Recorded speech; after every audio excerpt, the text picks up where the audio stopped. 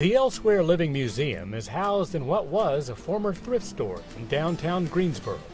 My grandmother ran a store here from 1939 until 1997, amassed a series of inventories over that 58-year period from Army surplus to fabric and clothing and toys, textiles, ribbon ends, all sorts of various objects that she amassed over this period of time in 3 floors, filling the entire building with stuff and piles and ribbons and knots all over the place.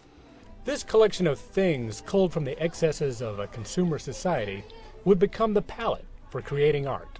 We came in 2003 and began organizing the stuff, declaring originally that nothing would be for sale, nothing would leave, and we were really inspired by those objects, and we were really curious about how, like an infinite set or an infinite puzzle, could we just continually arrange and rearrange all the things that were here, and as that arrangement took place, it would actually create in the environment a description, an image, a picture of the different communities that had come over time.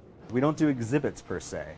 Unlike most museums, we aren't about bringing in artwork from outside, exhibiting it for a period of time, and then having educational programs around that and sending it off. So in practice, it's a continual work in progress, where everyone is invited to participate through a variety of collaborative programs and events.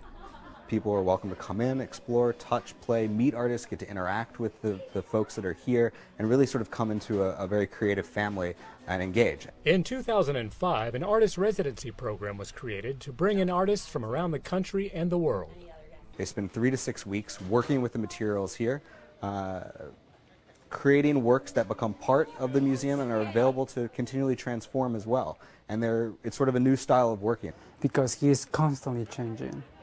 So that's for me the interesting about the project. It's constantly changing. Now it's always, that's what they call living museum, because my work at some point would be transformed into something else. I don't know what is going to happen.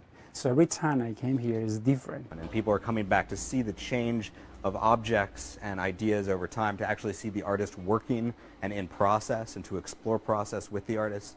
That's the idea of a living museum. It's a place where both object, artwork, and people are constantly changing, living, growing, expanding, and audiences come back to see that experiment take place.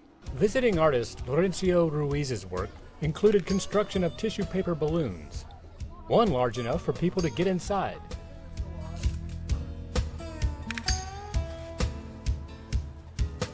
In addition to play shops on puppetry, Ruiz was also invited to perform for the opening of the new storefront theater. Puppetry